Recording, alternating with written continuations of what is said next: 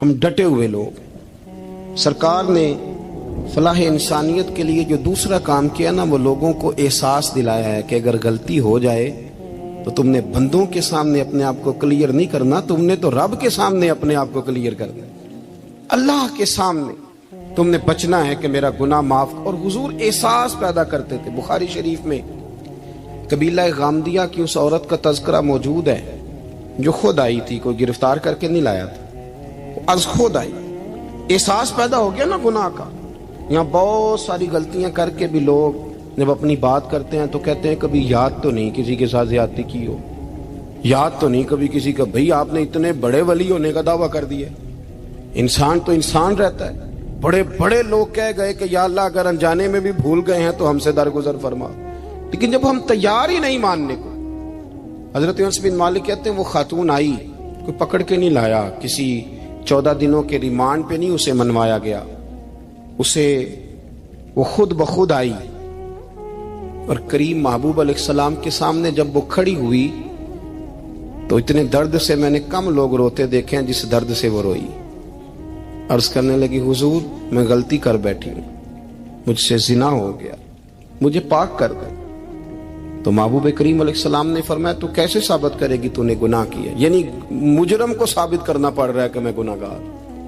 یہ وہ کمال ہے کہ انسانوں کو احساس ہونے لگے کہ یہاں ہم غلط ہیں.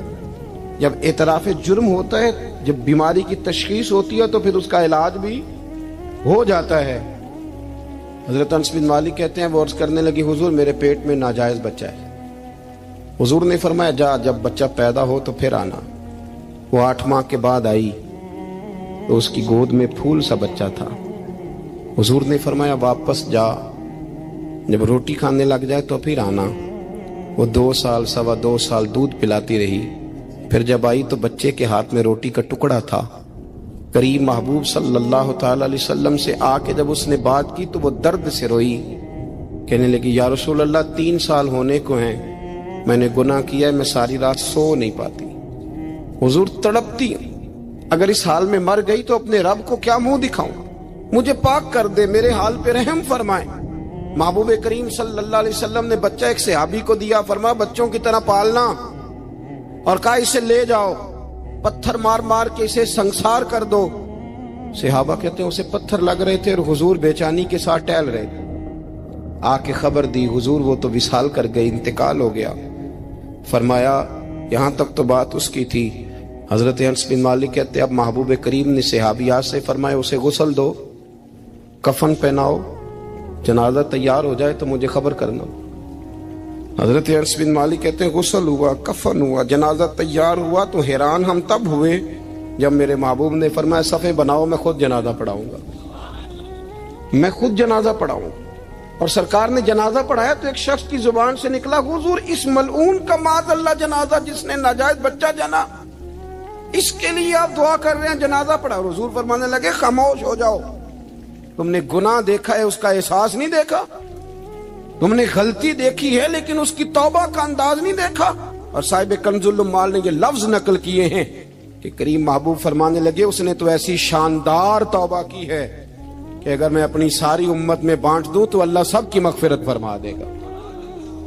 احساس جب پیدا ہو جاتا ہے نا اپنے دل کے اندر کہ یہاں میں غلط ہوں. ان العبد اذا اعترف ثم تاب تاب اللہ علیہ او کما قال نبی صلی اللہ علیہ وسلم، رواہ مشکات. حضور نے فرمایا جب کوئی بندہ کہتا ہے نا اللہ میں بھول گیا تھا اور پھر وہ توبہ کرتا ہے تو رب اس کی توبہ کو فوراً ہی قبول فرما لیتا ہے. حضرت عبداللہ بن حذافہ جہاد کر رہے تھے، روم کے عیسائیوں نے گرفتار کر لیا. 1000 آدمی نے مل کے پکڑا، گرفتار نہیں ہوتے تھے صحابی. 1000 آدمی نے گھیرا ڈالا، گرفتار کر کے لے گئے. اور جب بادشاہ کے سامنے گئے تو وزیر کہنے لگا بادشاہ بندہ بڑے کام کا ہے، اگر ہمارے قابو آ گیا تو فائدہ دے گا. صحابی ہیں حضرت عبداللہ بن حذافہ، حضرت فاروق اعظم کا زمانہ ہے، اگر قابو آ گیا تو فائدہ دے گا. بادشاہ کہنے لگا کیوں، کیا خوبی ہے؟ کہنے لگے ہم 1000 آدمی تھے، یہ اکیلا قابو نہیں آ رہا تھا، 1000 آدمی تھے، اگر ہماری فوج میں شامل ہو گیا تو بہت بڑا جرنیل ملے گا. بادشاہ کہنے لگا کوئی مسئلہ نہیں، 2-3 چیزیں ہوتی ہیں بندے کو خریدنے کے لیے، خرید لیتے ہیں. بادشاہ کہنے لگا عبداللہ جتنی دولت تجھے چاہیے میں تجھے دے دیتا ہوں، میرے لشکر میں آ جا، معاذ اللہ اسلام چھوڑ دے۔ حضرت عبداللہ بن حذافہ کیا فرماتے ہیں بڑا تو بیوقوف ہے، میں نے دولت کمانی ہوتی تو مدینے میں بیٹھ کے تجارت کرتا، میں دولت کمانے نہیں نکلا، میں تو رسول اللہ کی رضا کمانے کے لیے نکلا ہوا ہوں۔ دولت کمانی ہوتی تو کسی مارکیٹ میں ہوتا، میدان میں آنا تھا، شہادت ہے مطلوب مقصود مومن، نہ مال غنیمت نہ کشور کشائی، یہ دولت تو لونڈی ہے رسول اللہ کے دروازے کی، یہ تو پیچھے پیچھے پھرتی ہے نبی پاک کے غلاموں، یہ کمانی ہوتی تو میں کسی مارکیٹ میں ہوتا، میدان میں تھوڑا ہوتا۔ عبداللہ بن حذافہ سے دوسری چال چلی، کہنے لگے میاں عہدہ جو تجھے چاہیے، میں بادشاہ ہوں، میرے نیچے جو عہدہ تو کہے گا وہ تجھے مل جائے گا۔ حضرت عبداللہ بن حذافہ کہنے لگے شاید تجھے پتہ نہیں میری تعریف کیا ہے، شاید تو جانتا نہیں میری تعریف کیا ہے۔ کہا صاحب کی کیا تعریف ہے؟ کہنے لگے میں رسول اللہ کا صحابی ہوں اور کائنات میں سب سے بڑا عہدہ مصطفیٰ کے صحابی ہونے کا عہدہ ہے۔ صحابہ وہ صحابہ تھے جن کی ہر صبح عید ہوتی تھی، خدا کا قرب حاصل تھا، نبی کی دید ہوتی تھی۔ فرمایا میں نے حضور کے جلوے دیکھے ہوئے ہیں، مجھے عہدے کی ضرورت ہی نہیں، اور میں نے عہدہ لینا ہوتا تو میں سیاست کرتا، میں تو شہادت لینے نکلا ہوں میدان میں، عہدے کا میں نے کیا کرنا ہے؟ اب بادشاہ کہنے لگا اسے قتل کر دو، وزیر کہنے لگا نہیں ایک بات اور ہے، مجھے ایک چال اور چلنے دو۔ کہا وہ کیا؟ کہنے لگے میری بیٹی بڑی خوبصورت ہے، مجھے موقع دو، اپنی ہی بیٹی کو سجا بنا کے، وہ جوان جس کی جوانی اتنی بڑی ہے کہ 1000 آدمی مقابلے میں کھڑا نہیں ہوتا، اس جوان کے کمرے میں رات کی تنہائی میں بنا سوار کے بی بی کو بھیجا۔ وہ بی بی کہتی ہے میں ساری رات بن سور کے اس صحابی کے کمرے میں بیٹھی رہی، لیکن یہ کیا شخص تھا، ساری رات ہی مسلح پہ بیٹھا رہا، ساری رات ہی، کچھ دیر تھک جاتا تو یہ کریم رسول پہ درود پڑھنا شروع کر دیتا۔ بی بی کہتی ہے سحری ہو گئی تو میں نے چھو کے دیکھا کہ انسان ہے کہ جن ہے، یہ بندہ ہے کہ فرشتہ ہے، چھو کے دیکھا۔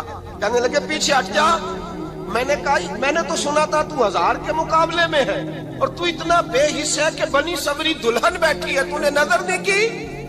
عبداللہ بن حذافہ، بی بی کہتی ہے نظر پھر نہیں اٹھائی، نظر پھر جھکی ہوئی ہے۔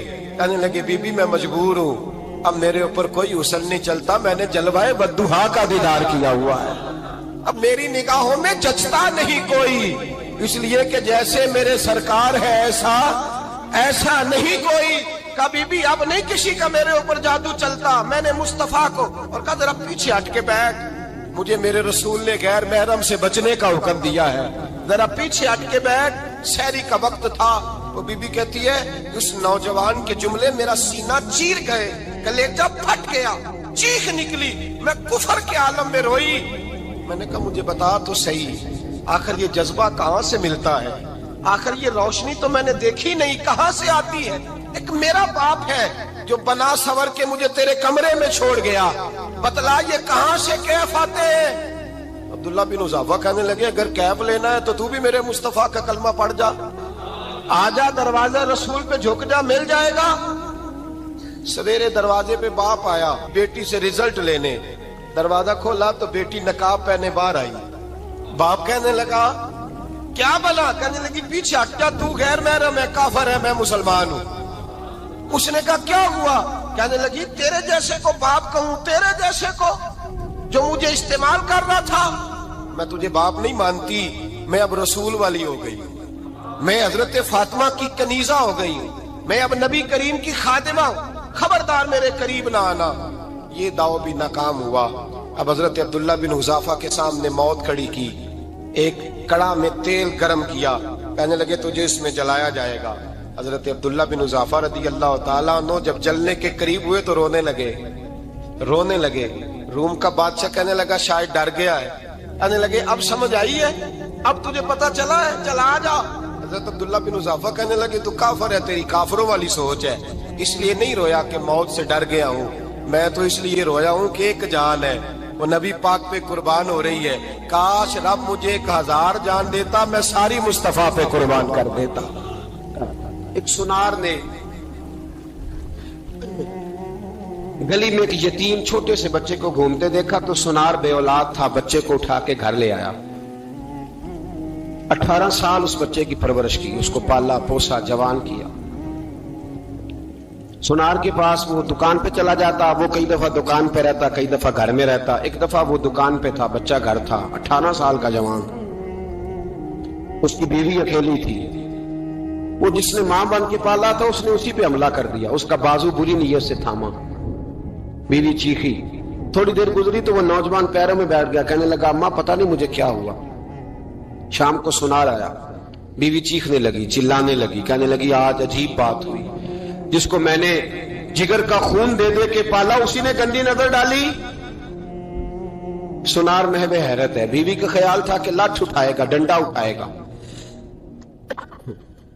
نوجوان کو مارے گا، لیکن وہ رونے لگ گیا۔ اس نے کہا آج اس نے میرا بازو تھاما ہے، جانے کیا کیا ہے۔ پریشان ہونے لگ گیا، سجدے میں گر گیا، کہا تو بتاتا کیوں نہیں؟ تو وہ سونار کہنے لگا اس کی غلطی نہیں، 18 سال کے بعد آج مجھ پر بھی شیطان سوار ہوا تھا۔ ایک عورت آئی تھی، وہ اپنے بازوؤں میں چوڑیاں پہننا چاہتی تھی تو میں نے بھی گندی نظر سے ہاتھ ڈالا تھا، رب کریم نے مجھے فوراً اس کی سزا دی۔ جن کے گھروں میں بیٹیاں ہوتی ہیں ان کی نظریں گندی نہیں ہوتی، جو بیٹیوں کے باپ ہوتے ہیں، جو بہنوں کے بھائی ہوتے ہیں، ان کی نظریں گندی۔ اور اگر تو ٹیلی فون کرتا ہے، تو کسی عورت کے ساتھ تعلق رکھتا ہے، تو یہ بات لکھ لے، امام فخر الدین رازی 1، علامہ اسماعیل حقی 2، ملا جلال الدین رومی 3، امام خازن 4، امام جلال الدین سیوطی 5 حدیث کے استاد اور محدث لکھتے ہیں کہ اگر تو کسی پر گندی نظر ڈالے گا تو تیرا گھر بچ سکتا، یاد رکھ نہیں بچے گا، اس لیے کہ تیری نظر کسی کی بیٹی کو بیٹی سمجھ تاکہ تیری بچی کا پردہ قائم رہے، کسی کی بہن کو۔ یہ کیا بات ہوئی کہ تو جتنا مرضی گند معاشرے میں پھیلاتا رہے تیرا گھر بچا رہے؟ یہ کیسے ہو سکتا ہے؟ فَإِنَّ لَهُ مَعِيشَةً ضَنْكَ، اللہ فرماتے ہیں زندگی تنگ ہو جائے گی تیرے لیے مشکل، تو ڈھونڈتا پھرے گا کہ میں مرنے کو جگہ تلاش کروں۔ سچی توبہ کرے، کھری توبہ کرے۔ یہ گناہ انسان کو مجبور کر دیتے ہیں۔ حضرت عبداللہ بن مبارک رحمت اللہ تعالی علیہ، ان کے سینکڑوں شاگرد تھے، ایک شاگرد کے انتقال کا وقت آیا تو گھر گئے ملنے۔ آپ کہتے ہیں میں نے زور لگا لیا پر اس کی زبان پر کلمہ جاری نہیں ہوا۔ میں اسے کہتا کلمہ پڑھ پر اس کی زبان پر جاری۔ اللہ اکبر، بہت بڑی نعمت ہے، دعا فرمائیں اللہ ایمان کی موت عطا فرمائے، ایمان کی موت دے اللہ کریم، ایمان کی موت دے۔ ایسے بھی لوگ دیکھے ہیں، مسجد نبوی ہے، رسول اللہ کا شہر ہے، سر سجدے میں ہے، روح پرواز کر گئی، روح پر کتنا نصیبوں والا ہے، کتنا نصیبوں والا ہے کہ مسجد نبی میں سر سجدے میں رکھا ہے اور اللہ تبارک و تعالیٰ نے محبوب کے قدموں میں موت عطا فرمائی۔ تو حضرت عبداللہ بن مبارک کہتے ہیں میں نے اس کو کہا کلمہ پڑھ تو اس کی زبان پہ جاری نہیں ہوتا۔ میں بار بار کہتا تو وہ منت کرتا، کہتا حضور میں کوشش کرتا ہوں جاری نہیں ہوتا۔ فرماتے میں پریشان ہو کے اٹھا، ابھی میں دروازے پہ پہنچا تھا، اس نے چیخ ماری اور روح پرواز کر گئی۔ بچے رونے لگے، بیوی رونے لگی، تو میں نے اس کی بیوی سے کہا کہ جرم کیا کرتا تھا، اتنا بڑا پاپی پہ کلمہ جاری نہیں ہوا۔ اس کی زوجہ کہنے لگی حضرت جی 2 گناہ تھے اس کے، ایک تو یہ شراب کا عادی تھا، روکتی تھی باز نہیں آتا تھا، اور دوسری بات یہ کہ یہ اپنی اماں کا نافرمان تھا، وہ 2 گلیاں چھوڑ کے رہتی ہے، یہ کبھی ملنے نہیں گیا تھا، اس بوڑھی کا کلیجہ اس کی طرف سے بڑی تکلیف میں تھا۔ تو حضرت عبداللہ بن مبارک کہنے لگے جا تو بھی دعا کر اور اس کی ماں کو بھی کہہ دعا کرے کہ یہاں تو یہ کلمہ نہیں اسے نصیب ہوا، اللہ کرے اللہ آخرت کی منزلیں اس کی بہتر فرما دے۔ یہ حدیث سنانے لگا ہوں، حدیث ہے، حدیث رسول ہے۔ جوان خاص کر کے ذرا میری بات پہ توجہ کریں اور بزرگ خاص کر توجہ کریں جنہوں نے تربیت کرنی ہے۔ سنیں، حضور کی بارگاہ میں ایک نوجوان آیا ہے، یہ سنگ میل ہے حدیث، اس کو یاد رکھنا۔ عرض کی حضور میں سارے گناہ چھوڑ سکتا ہوں، زنا نہیں چھوڑتا، حضور مجھے زنا کی اجازت ہونی چاہیے۔ میرے حبیب نے تھپکی دی، بٹھا لیا۔ میں کہتا ہوں حضور نے گناہگاروں کو معاشرے سے کاٹا نہیں، ان کی تربیت فرمائی ہے، ان کی تربیت فرمائی ہے، ان کو قریب فرمایا۔ میرے حبیب کریم صلی اللہ علیہ وسلم نے فرمایا ادھر آ بیٹھ جا، بیٹھ گئے۔ حضور نے فرمایا تو پسند کرتا ہے تیری ماں کے ساتھ کوئی بدکاری کرے؟ حضور نہیں، फरमाया तू पसंद करता है तेरी बेटी के साथ कोई बदकारी करे? या रसूलल्लाह मैं आंखें निकाल दूंगा। हुजूर ने फरमाया तू पसंद करता है तेरी बहन के साथ? हुजूर मैं काट डालूंगा वो हाथ जो मेरी बहन की तरफ उठेंगे। फरमाया तू पसंद करता है कि तेरी खाला फुफी ममानी की तरफ कोई ऐसी हरकत करे? हुजूर मैं काट के रख दूंगा उन लोगों को जो बात भी करेंगे। मेरे हबीब ने फरमाया अच्छा, जिसके साथ तू बदकारी की इजाजत मांग रहा है वो किसी की मां नहीं लगती, वो किसी की बहन नहीं लगती, और किसी की बेटी नहीं होगी? याद रखे मुल्ला जलालुद्दीन रूमी एक, इमाम गजाली दो, आला हजरत फाजले बरेलवी तीन। बुजुर्ग मुतफिका तौर पर लिखते हैं, फरमाते हैं जो गंद के साथ दूसरे घर में ताड़ता है वो अपने घर की खैर मना ले, जो गंदी नजर दूसरों पर रखता है वो अपने घर की खैर मना ले। इसलिए कि जो जुर्म वो किसी के खाते में डालेगा वो सजा बन के उसके घर की तरफ लौटा दिया जाएगा, जो बदकारी वो किसी के खाते में डालेगा वो सजा बन के अल्लाह उसके घर की तरफ लौटा देगा। अगर अपने घर को पाक रखना चाहते हो तो दूसरों की तरफ पाक नजर रखनी शुरू कर दो।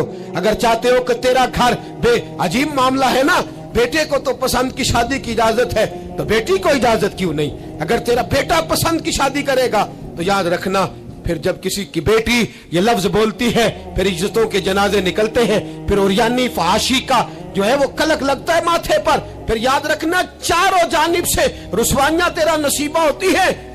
अगर तू बेटी को रोकना चाहता है तो बेटे का हाथ पकड़, अगर तू बेटी को साफ रखना चाहता है तो बेटे को शर्मो हया की चादर उड़ा, अगर तू बेटियों के किरदार की हिफाजत करना चाहता है तो पहले बेटे को पाबंद शरीयत बना। एक बहुत बड़ा गुनाह बदनिगाही का गुनाह है।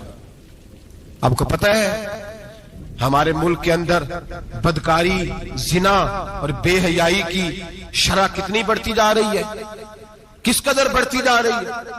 वो लोग जो निकाह कर लेते हैं वो भी अपनी निगाहों को, मैं अक्सर कहता हूं, हुजूर ने फरमाया निकाह आधा ईमान है, जिसने निकाह कर लिया उसका ईमान मुकम्मल हो गया। तो जो निकाह के बाद भी बाज ना आया, मैं उसको बेईमान नहीं कहता, लेकिन नबी पाक ने फरमाया जो निकाह कर ले उसका ईमान, बोलिए ईमान महफूज हो गया, उसका ईमान, सारे बोलिए ईमान। और जो फिर भी बाज ना आए, हुजूर कह रहे ईमान मुकम्मल हो गया, और जो ना बाज आया क्या फतवा दिया जाए हदीस की रोशनी में? मेरे नबी पाक की बारगाह में औरतें आई तौबा करने, बैत करने, मुसलमान होने।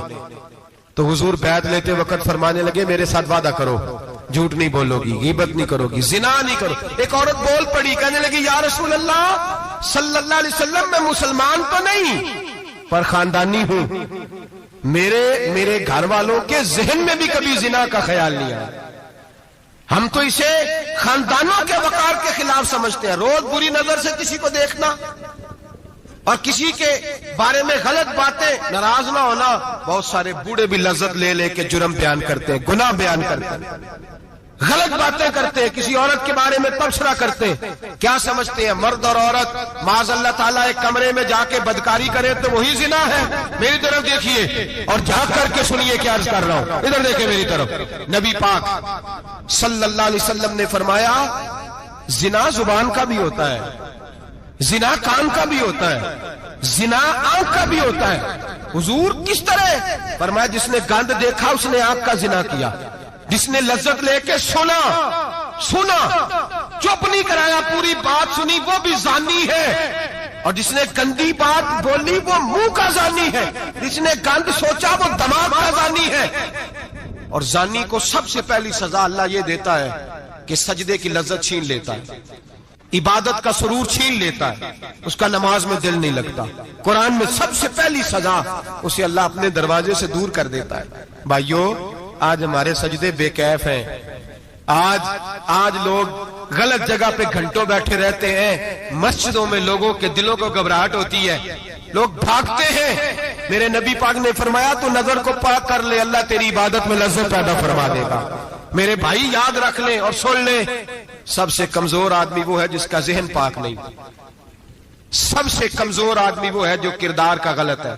एक बात मैंने पढ़ी, आप यकीन करें मेरा दिल करे कि मैं आग लगा दूं اس عنوان کو جس پہ گندگی لکھی جاتی ہے، ان اخباروں کو، ان چیزوں کو جس پہ گند لوگوں کے دلوں میں. وہ انڈیا کی ایک وزیر اعظم عورت گزری تو کسی نے اس سے کہا کہ پاکستان نے تو تمہیں شکست دی ہے، تم جیت نہیں سکے بڑا ملک ہو کے. کہنے لگی کوئی بات نہیں، تھوڑا وقت ٹھہر جاؤ، ہم ان پر تہذیبی یلغار کریں گے، ان کے گھروں میں ننگا ناچ کریں گے، یہ گندی تصویریں دیکھیں گے، یہ گند میں الجھ جائیں گے. اور جو قوم گند میں الجھ جایا کرتی ہے وہ پھر کسی سے لڑنے کی طاقت نہیں رکھتی، اس کے اندر ڈٹ جانے کی ہمت نہیں ہوتی، اس کی غیرت کے جنازے نکل جاتے. دل کرتا ہے جل جائے وہ جل جائے جہاں سے برائی پھیلتی، تباہ ہو جائے وہ علاقے جہاں سے گند ہوتا ہے. لوگ گند کی کمائی کھاتے ہیں، گند کی. ایکٹروں کے ساتھ کھڑے ہو کے فوٹویں کھچاتے ہیں اور گناہ پہ فخر کرتے ہیں، اور گندے لوگ کہتے ہیں اللہ کا فضل ہے ہم گند پھیلا رہے ہیں. ثم معاذ اللہ، لوگ گناہ پہ فخر کرتے ہیں چوکوں چوراہوں میں. محمد بن قاسم آئے ہندوستان پہ راجہ دہر کے مقابلے میں، نوجوان میری طرف دیکھے اور صحیح ہو کے بیٹھے، خاصے صحیح ہو کے بیٹھے، تقریر نہیں کر رہا، جذبات کا. میرے جذبات سنیں، دل کے پھپولے جل رہے ہیں سینے کے داغ سے. اللہ کی قسم روح کی گہرائی سے بات کر رہا ہوں، وہ بات کر رہا ہوں جو سینہ کہہ رہا ہے کہ پھٹ جائے اور کہنا نہ پڑے.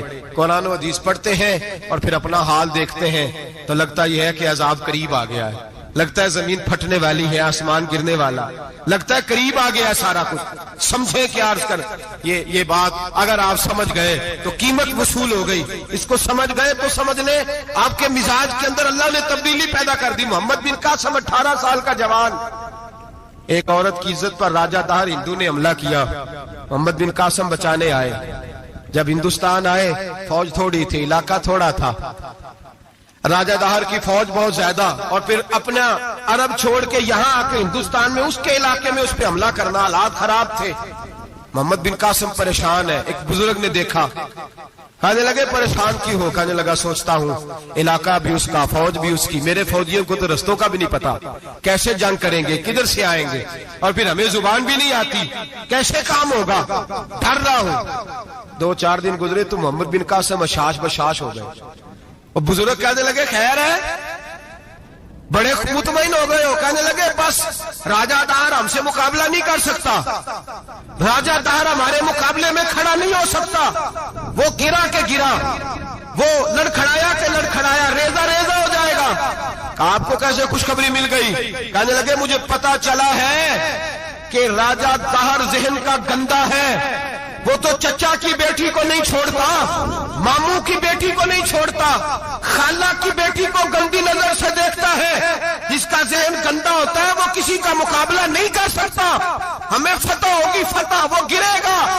وہ بزرگ کہتے ہیں میں سمجھ گیا کہ واقعی سے فتح ہوگی. آج کشمیر کیوں آزاد نہیں ہو رہا؟ فلسطین میں آگ کیوں لگی ہوئی ہے؟ مسلمان جب تک ذہن کا گندا ہے کمزور ہے، جب تک ذہن کا ناپاک ہے کمزور ہے. حضرت سعد بن ابی وقاص رضی اللہ تعالیٰ عنہ فرمایا کرتے تھے اللہ مسلمان کی مدد اتنی دیر تک کرتا رہتا ہے جتنی دیر تک مسلمان کا ذہن صاف رہتا ہے، کردار پاک رہتا ہے. آگ اس لیے معاشرے میں لگی ہے. نوجوانوں تم کہتے ہو کامیابیاں نہیں ملتی، اسے کیسے کامیابی مل سکتی ہے جس کا ذہن ہی صاف نہیں؟ وہ کیسے دنیا کی بازی جیت سکتا ہے جس کی نگاہ ہی پاک نہیں؟ وہ کیسے آگے بڑھ سکتا ہے جس کے کردار میں پاکیزگی نہیں؟ اپنے آپ کو پاک کر لو، اللہ ہر مشکل میں تمہاری مدد فرمائے گا، ہر رستے میں تمہاری مدد فرمائے گا. اور میں نے کہا جب آدمی ناپاک ہوتا ہے تو رب کریم اس سے عبادت کی لذت چھین لیتا ہے. اور اللہ کی سب سے بڑی سزا یہ ہے کہ کسی کو سجدہ نہ لمبا کرنا دے. رب کریم سب سے زیادہ اس سے ناراض ہے جس کو قرآن پاک کے کھولنے کی توفیق نہ ہو. سب سے زیادہ رب کریم اس شخص سے ناراض ہے جو اللہ کی بارگاہ میں جھکنے کی لذت چھوڑ جائے. میرے نبی پاک سید عالم علیہ السلام کے صحابہ لمبی عبادتیں کرتے تھے، لمبی. کسی نے کہا تھا روم کے بادشاہ تھے کہ یہ مسلمان فاتح کیوں ہو جاتے ہیں؟ تو اس نے کہا میں نے مولا علی کے زمانے میں جاسوسی کرائی تھی، پتا کیا تھا کہ ہر میدان میں کامیاب کیوں ہوتے ہیں. تو کہتے میں نے دیکھا یہ دن کے مجاہد ہوتے ہیں پر رات کے عابد ہوتے ہیں. اب آگے بڑھتے ہیں. قرآن مجید نے سورہ نور کی آیت نمبر 30 میں کہا کہ کل للمؤمنین یغضوا من ابصارہم، فرمایا کہ اے محبوب علیہ السلام مومن مردوں سے کہہ دو کہ اپنی نظریں جھکا کے رکھیں، اپنی نظریں اور اگلی آیت میں فرمایا وَقُلْ لِلْمُؤْمِنَاتِ يَغْضُضْنَ مِنْ أَبْصَارِهِنَّ، فرمایا کہ اے محبوب مومن عورتوں سے بھی کہہ دو کہ اپنی نظریں جھکا. مرد بھی اپنی نظر جھکا کے رکھے گا عورت کی طرف، لیکن یہ ساری پابندی صرف مرد پر نہیں، عورت بھی غیر محرم کا چہرہ نہیں دیکھے گی، اس پر بھی اسی طرح نظر جھکانے کا حکم ہے جس طرح کہ وہ ہر دکاندار کو بھائی جان کہہ کے گفتگو کرنے کی اس کو بھی اجازت نہیں ہے کہ وہ سمجھے کہ پابندی تو مرد نے کرنی تھی، میں نے تھوڑی کرنی تھی. وہ جس کے پاس جائے، جہاں بھی جائے، ڈاکٹر کے پاس جائے، باہر جائے، تو وہ جس طرح مرضی اس کا دل چاہے وہ بات چیت کرے، اس کی عورت کو بھی اجازت اسلام نہیں دیتا. بنیادی طور پہ اسلام شرم و حیا کا دین ہے، حیا کی بات کرتا ہے. حیا کی جب ہم تعریف کرتے ہیں تو حیا کی تعریف یہ ہے کہ کوئی کبھی چیز دیکھ کے نا تو آپ کی طبیعت میں کراہت محسوس ہو، آپ کوئی غلط جملہ منہ سے نکالتے ہوئے ذرا جھجکیں، آپ کوئی غلط بات کرتے ہوئے تھوڑا بوجھ محسوس کریں. ہمارے ہاں تیزی سے فروغ پایا ہے بے حیائی نے. سنگیوں کی محفلیں، یاروں کی محفلیں، اس میں غلیظ گفتگو ہوتی ہے الا ماشاء. جن دوستوں کو بڑی پاک صاف گفتگو کرنی چاہیے. دوستی کا رشتہ بڑا مقدس رشتہ ہے، جو یہاں ایک دوسرے سے پیار کریں گے جنت میں بھی اکٹھے داخل کیے جائیں گے. شرط یہ ہے کہ پیار اللہ رسول کی رضا کے لیے ہو، لیکن اس کے اندر اگر آپ کی گفتگو کچی ہو، کمزور ہو، فحاشی والی ہو، عریانی والی ہو. وہ ہمارے ہاں تو اب اس کو لوگ فیشن سمجھتے ہیں، اس کو مردانگی کی علامت سمجھتے ہیں کہ وہ جی ساری باتیں جی وہاں ہو گئی، اور جس کا جو جی چاہا اس نے کہا. آپ جب حیا کے دائرے میں ہوتے ہیں تو آپ خود بھی سکون محسوس کرتے ہیں. دیکھیں نا، آپ کو نیند سکون سے کہاں آتی ہے؟ جہاں کمرہ بند ہو، چاروں جانب دیوار ہے، اوپر چھت ہے، خالی دروازہ بھی کھلا ہوا ہو نا، تو جب بندہ سکون لینا چاہتا ہے تو کہتا ہے یار ذرا دروازہ ذرا بند کر دو. وہ اچھی طرح اپنے آپ کو چھپا لیتا ہے نا حیا کے پردے میں، تو اللہ اسے سکون عطا کرتا ہے. اور جو اس سے بھی زیادہ ٹھنڈی نیند میں جانا چاہتا ہے وہ کہتا ہے لائٹ بھی بند کر دو. اب وہ مکمل طور پہ سمجھتا ہے کہ میں چاروں جانب سے چھپ گیا ہوں، اگر میں کھل کے بھی سو جاؤں گا تو میرا چونکہ پردہ قائم ہے تو مجھے کوئی دشواری نہیں ہو. آپ جب چھپ جاتے ہیں، جب آپ حیا کے اندر سمٹ جاتے ہیں، جب آپ چادر کے اندر آ جاتے ہیں تو آپ بہت ساری جگہوں پہ آسانی محسوس کرتے ہیں. تو حیا تو آپ کو سکون دیتی ہے، حیا تو دل کو راحت دیتی ہے. میں بڑی ذمہ داری سے بات عرض کرتا ہوں، قرآن مجید نے نا ایک مقام پہ مذاق کو، ایک مزاح ہوتا ہے خوش طبی، وہ نہیں مذاق اڑانا. قرآن پاک نے نا مذاق کو ایک جگہ پہ جاہلوں کا طریقہ بھی قرار دیا. بنی اسرائیل کے لوگوں سے حضرت موسیٰ نے کہا کہ گائے ذبح کرو اور ایک ٹکڑا مقتول کو مارو، زندہ ہو کے خود بتا دے گا مجھے کس بندے نے قتل کیا. تو کہنے لگے آپ ہمارے ساتھ مذاق کر رہے ہیں. تو قرآن مجید کہتا ہے کہ حضرت سیدنا موسیٰ علیہ السلام فرمانے لگے اعوذ باللہ ان اکون من الجاہلین. فرمانے لگے میں اللہ کی پناہ مانگتا ہوں کہ میں جاہلوں میں سے ہو جاؤں. یہ مذاق کرنا تو جاہلوں کا طریقہ ہے. اگر آپ کی زبان سے بے حیائی کا جملہ نکل گیا، آپ نے کہہ دیا کہ ہم آزاد لوگ ہیں، جو مرضی کریں گے، جو مرضی کہیں گے، جو ہمارا دل میں آئے گا کریں گے، تو پھر تو لوگ آپ کا وہ حشر کریں گے کہ آپ سے برداشت ہی نہیں ہوگا. جس کا لوگ مذاق بنا لیتے ہیں اور جو مذاق بن جاتا ہے پھر اسے کچھ جینے دیتا ہے. آپ حیا کی چادر میں چھپیں گے تو بچیں گے. اگر آپ نے اپنا مذاق بنوا لیا یہ کہہ کے کہ میں نے مرضی کرنی ہے، پھر یاد رکھنا چھپنے کو جگہ نہیں ملے گی، پھر تکلیف میں آ جائیں گے، پھر بہت بڑی اذیت کا شکار ہو جائیں. شرم و حیا، عرب کے اندر جو کواری لڑکیاں تھیں ان میں بڑی حیا ہوتی. الحمدللہ میں بڑے فخر سے کہتا ہوں کہ میرے پنجاب کی، میرے پاکستان کی بیٹیاں بھی 20 دفعہ ان کا ابا کہے تیری شادی کرنی ہے تو وہ آنکھ نہیں اٹھا پاتی آج بھی. یہ تو وہ چند لوگ ہیں جو کہتے ہیں ہم ہائی کلاس ہو گئے، ہمیں نہیں پتا کہ وہ روشن خیال ہو گئے ہیں کہ روغن خیال ہو گئے، پتہ نہیں کدھر چلے گئے. ورنہ ہماری بیٹیاں آج بھی جب ان سے ان کا باپ، ان کی ماں بات کرتی ہے تیری شادی کی، تو وہ تو شرم کے ساتھ پچھلے سے پچھلے کمرے میں چھپتی ہیں. یہ اللہ نے فضل کیا ہوا ہے اس ملت پر. تو عرب کی لڑکی بڑی حیا والی ہوتی تھی، اس سے کوئی بات کرنی پڑتی تھی تو 20 دفعہ بات کی جاتی، پھر بھی وہ عورت چھپتی پھرتی تھی. حضرت عائشہ صدیقہ رضی اللہ تعالیٰ عنہ فرمانے لگیں میرے نبی پاک صلی اللہ علیہ وسلم عرب کی کواری لڑکیوں سے بھی زیادہ حیا کرنے والے تھے۔ قاضی اعجاز مالکی نے، شیخ عبدالحق محدث دہلوی نے، دیگر بزرگ جو سیرت نگار گزرے انہوں نے لکھا ہے کہ نبی پاک صلی اللہ علیہ وسلم کے اندر 100 مردوں سے زیادہ طاقت تھی، 100 مردوں سے زیادہ طاقت۔ اب جو بات کہنے لگا ہوں، جو نتیجہ دینے لگا ہوں، اس پر خاص توجہ آپ فرمائیں گے، ذرا فکری طور پر نظریہ